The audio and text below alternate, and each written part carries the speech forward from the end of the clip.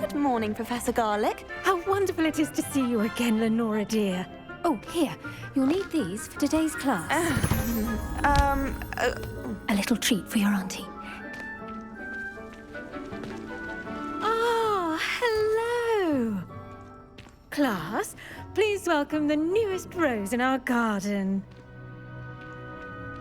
We do look forward to growing together. How thrilling it is to have everyone back together again.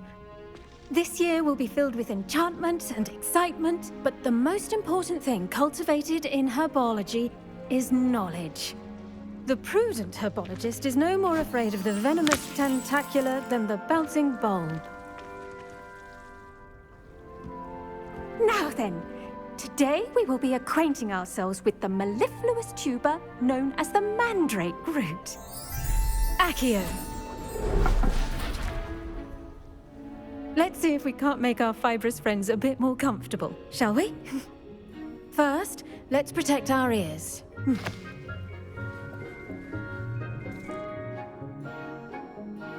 Now, everyone, grip their mandrake by the tendrils and give it a firm tug.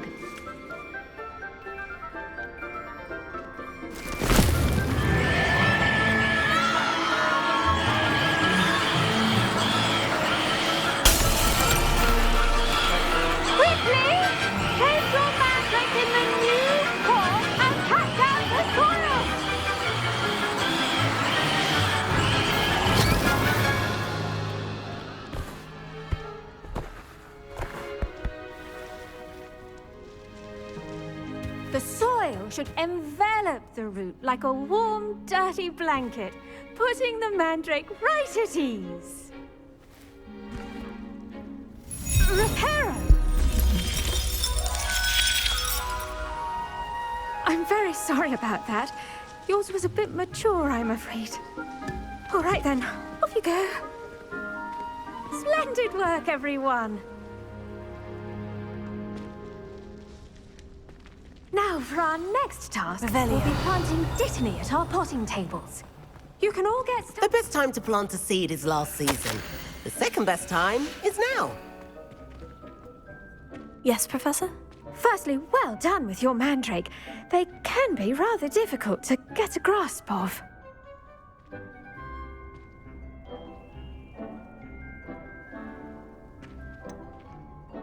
I'll say, I nearly went deaf. Well, yes. Of course, the cry of a mature mandragora can be fatal, so remember to keep those ears protected. Now, as I mentioned, next we'll be planting dittany. Let us find you some seeds. I already have some, Professor. Picked them up in Hogsmeade. You visited the Magic Neep. Wonderful! A prepared student is bound to bloom. I've arranged for you to have your own potting table here in the classroom. Wasn't easy to spare one on such late notice. Plant the seeds there now, and you can return to harvest them later. Even with soil, sunlight, and a bit of magic, they will take time to grow. Let's see how to balance my star thistle arrangement.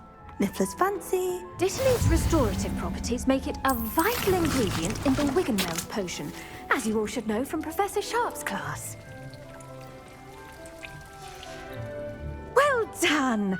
Once it can be harvested, your dittany will be ready to use in Wiggenweld potion. I'll let Professor Sharp tell you about that. Now, what say we branch out? Introduce you to a different sort of flora, the Chinese chomping cabbage. You'll find that some plants are better suited to uses outside of a cauldron. The cabbages do get testy without something to chew. Fortunately, I have a dummy for them to gnaw on.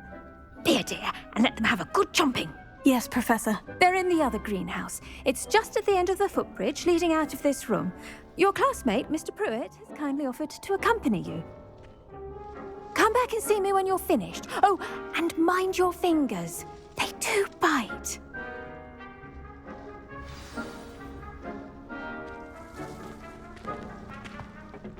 Hello. Saw you on your way to Hogsmeade the other day. Nice to meet you. I'm Leander. I'll be showing you the Chinese chomping cabbages. Up these stairs will take us there, but you'll lead. Nice work in Defense Against the Dark Arts, by the way. Excuse me? Your duel with Sebastian! And he's good. Thinks he's really good. But you outright slaughtered him. It was brilliant. Oh, well, thank you. I nearly put Sebastian in his place myself. I mean, I would have, if Hecate hadn't stopped me. Didn't she stop that dragon skull from crushing you? Typical Slytherin trick, dropping a dragon skull on someone during a fight. We Gryffindor. Here we are, home of the Chinese chomping cabbage. Go on, grab a few of those cabbages. Now, see that dummy? Just toss the cabbages at it, and they'll do the rest.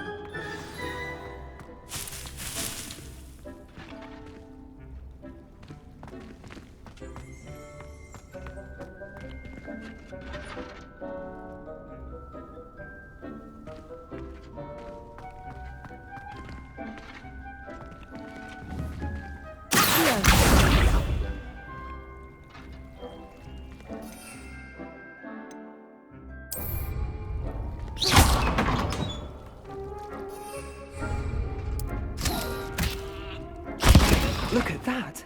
That's anything they can get their mouths on. Mum planted some in her garden last year to keep the gnomes out. Did save her the de-gnoming, but they left her honking daffodils in tatters. Vicious little bastards, aren't they? My kind of plants. Not like stupid booba tubers and bouncing bulbs. The kind of plants that'd have your back in a fight. Not saying you can't go it alone, but, well, imagine that wasn't a dummy.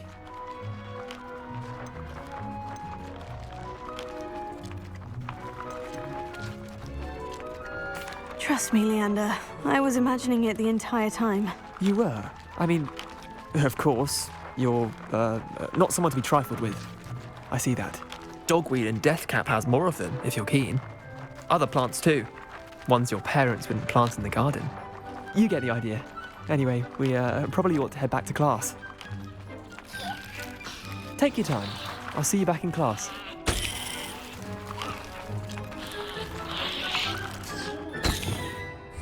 Revelio.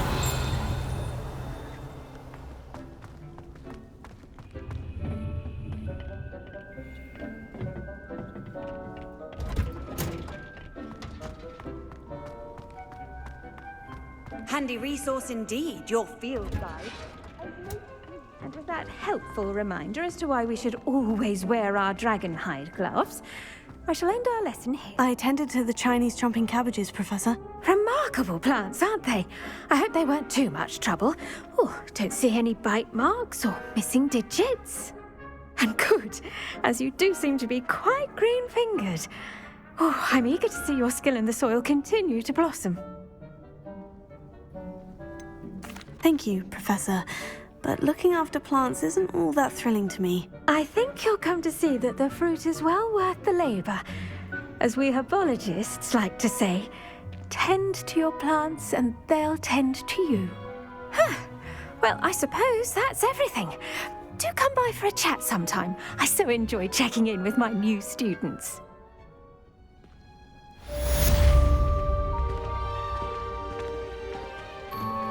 Those mandrakes are really relish. I do wonder about Professor. Make anything grow, we must first Revelio.